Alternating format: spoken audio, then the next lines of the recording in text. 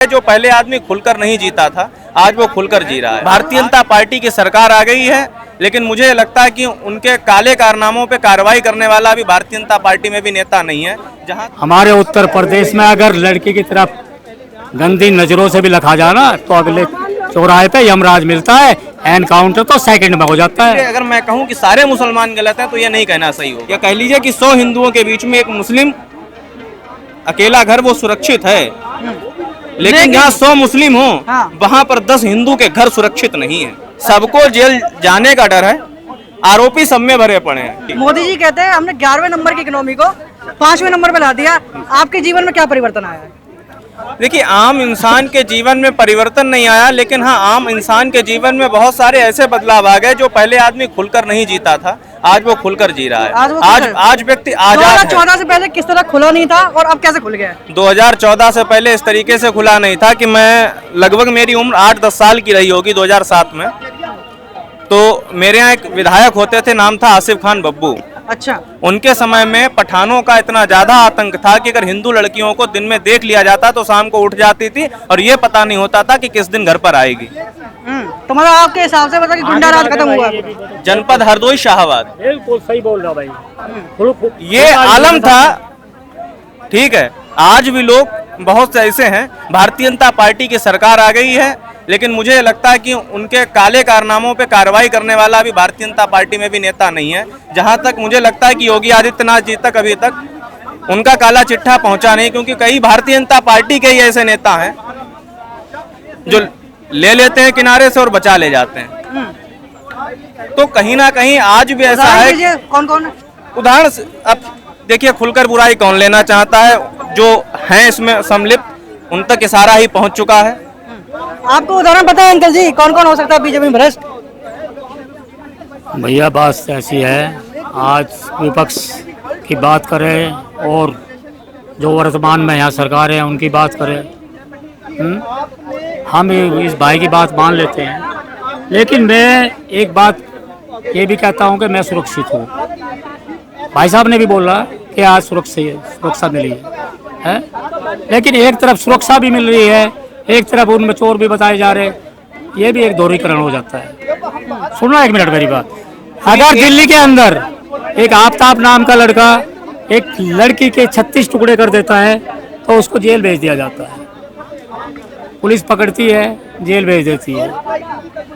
लेकिन हमारे उत्तर प्रदेश में अगर लड़की की तरफ गंदी नजरों से भी लखा जाना तो अगले चौराहे पे यमराज मिलता है, एनकाउंटर तो सेकंड में हो जाता है।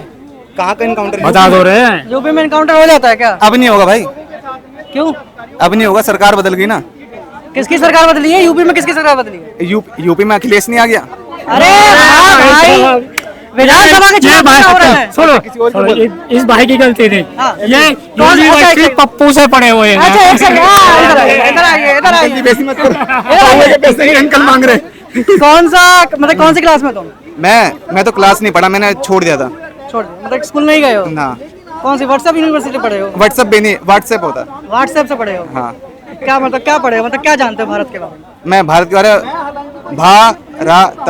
हाँ। भारत भारत क्या अर्थ है? भारत करते इंडिया। हाँ। बहुत बढ़िया। चलिए आगे आप, हम शुरू करते हैं। अभी हाल का ही एक मुद्दा था, एक डॉक्टर थे तवरेज, जो एक जिहाद के तहत हिंदू लड़कियों को, जो नवजात हिंदू लड़कियां होती थी, उनको जबरन मुस्लिम धर्म के लोगों को वो बेचते थे। उसका साक्षात एक प्रमाण भी मिल गया। कहीं ऐसे आप जो उदाहरण दे रहे हैं जी, कि इससे ये कंक्लूजन निकल रहा है, सामने आ रहा है जी, कि कांग्रेस के टाइम पे मुसलमानों को बहुत छूट दी जाती थी, ऐसा है क्या? छूट आज भी अगर वास्तविकता कहें, हाँ। कि कुछ जिहादियों को, मतलब जिहादी लोग अलग एक गुट में हैं और कुछ लोग जो पढ़े लिखे मुस्लिम हैं, हाँ। जिन्होंने मदरसे में जाकर शिक्षा ग्रहण नहीं की, हाँ। जो एक अच्छे स्थान पर पढ़े हुए हैं और कहीं ना कहीं एक सभ्यता की जिंदगी जी रहे हैं, ऐसे लोग भी हैं। इसलिए अगर मैं कहूं कि सारे मुसलमान गलत हैं तो ये नहीं कहना सही होगा। तो जो लोग एक जिहाद के तौर पर आज एक प्रोपोगंडा चला रहे हैं, अगर कांग्रेस की सरकार आती है, समाजवादी पार्टी की सरकार आती है, या मुस्लिम संरक्षण देने की जो भी नेता लोग बात करते हैं, उस टाइम पर देखा जाए तो मुस्लिम बौरा जाता है। और ऐसे ऐसे कृत्य होते हैं जो हिंदुओं के लिए कभी भी सही नहीं रहे। जैसे आप कह रहे हैं कि एक वर्ग ऐसा है जो सभ्य समाज है मुस्लिमों का, एक वर्ग ऐसा है जो असभ्य है जिसने मदरसा से वो ट्रेनिंग ली है। जी। अब मेरी बात सुनिए कि जो ये उच्च वर्ग है, अब आप ओबीसी को कहाँ रखेंगे? ओबीसी को किस कैटेगरी में रखेंगे? एक उच्च वर्ग में रखेंगे, मुसलमानों में एक उच्च वर्ग है, अच्छे खासे परिवार से भी आते हैं, पढ़े लिखे भी बहुत है, इंटेलेक्चुअल है। वो जब इस तरह के उत्तेजक भाषण देते हैं, बरगलाते हैं लोगों को, तब आप क्या कहेंगे? देखिए, अभी कुछ ही समय पहले पश्चिम बंगाल के हाई कोर्ट ने एक आदेश भी जारी किया है, आपकी भी जानकारी में होगा क्योंकि आप मीडिया से हैं। आपने देखा होगा कि उसमें कुछ लोगों को ओबीसी कैटेगरी में डाला गया था। हाँ। उस पर सुप्रीम कोर्ट ने अपना निर्णय दिया और कहा कि जो लोगों को नौकरियां दी गई हुई हैं उनकी नौकरियां भी खत्म की जाएंगी और जो गलत तरीके से आरक्षण सरकार ने लागू किया है वो आरक्षण भी खत्म किया जाएगा। तो कहीं पर ना कहीं अगर सरकार के कुछ निर्णय गलत आए हैं तो उन पर कोर्ट के माध्यम से पर हमारा जो न्यायालय है उसके माध्यम से हम लोग अपनी याचिका दायर कर उस पर भी जो सही है उसके लिए मांग कर रहे हैं। और ओबीसी वर्ग का हक ओबीसी को ही मिलना चाहिए, क्योंकि वास्तविकता यह है कि ओबीसी की तरफ आज कोई देख नहीं रहा है। या तो सामान्य वर्ग की तरफ आदमी कहता राजनीति ज्यादा हो रही है, या तो एक मुस्लिम वर्ग की तरफ आप चले जाइए। दूसरी चीज, आज इंडिया के अंदर सबसे बड़ी चीज जो हम लोग देख रहे हैं, आज मुस्लिम नहीं, आज मुस्लिम इंसान बन के रह रहा है। बट जहां कांग्रेस की सरकार है या किसी अदर पार्टी की सरकार है तो ज्यादातर हिस्सों में आपको देखने को मिलेगा कि मुस्लिम आपके ऊपर हावी होगा। 10 हिंदुओं के बीच में या कह लीजिए कि 100 हिंदुओं के बीच में एक मुस्लिम अकेला घर वो सुरक्षित है, लेकिन जहाँ 100 मुस्लिम हो वहां पर 10 हिंदू के घर सुरक्षित नहीं है। अच्छा, ये मतलब आज भी हो रहा है, ये सब है आज भी।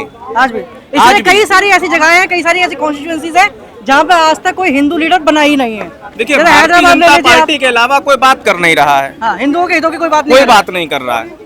दूसरी चीज यह है कि अब कुछ नेता ऐसे भारतीय जनता पार्टी ने अपने अंदर बैठा लिए हैं जो आए उसी विचारधारा से हैं, तो कांग्रेस विचारधारा के, तो भारतीय जनता पार्टी की विचारधारा में उन्हें ढलते ढलते या तो समय लगेगा या हो सकता है वो ढल भी ना पाए। वो केवल अपने फायदे के, मतलब उन्हें भगवे कपड़े तो पहनने, लेकिन उनका मन भगवा नहीं हुआ है। मन भगवा नहीं हुआ है अभी। मन भगवा नहीं हुआ, सीधा बोलिए आप। हाँ, अभी पूरी तरीके से हो सकता है वो बदले भी ना।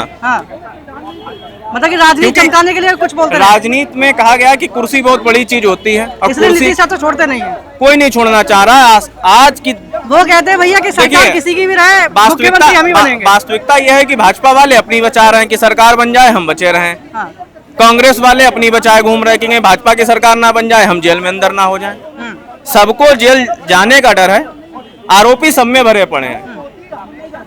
ये शर्ट जो पहने हुए हैं नेता लोग, ये पूरी धुली हुई किसी की नहीं है, दाग इस पर बहुत हैं, लेकिन वही बात है कि जिसकी छड़ी उसी की डांट। चलिए, तो आपने यहाँ पर बहुत विस्तृत यहाँ पर चर्चा देखी, हमने बहुत मुद्दों पर चर्चा करी, बहुत विस्तार से चर्चा करी। इसी तरह की चर्चा देखने के लिए आप जुड़े रहिए न्यूज़ ट्यूब भारत से। इस चैनल को लाइक करें, शेयर करें, सब्सक्राइब करें और कमेंट भी करें जो आपके प्रश्न होते हैं। बहरहाल, मैं सचिन कुमार आपसे विदाई लेता हूँ।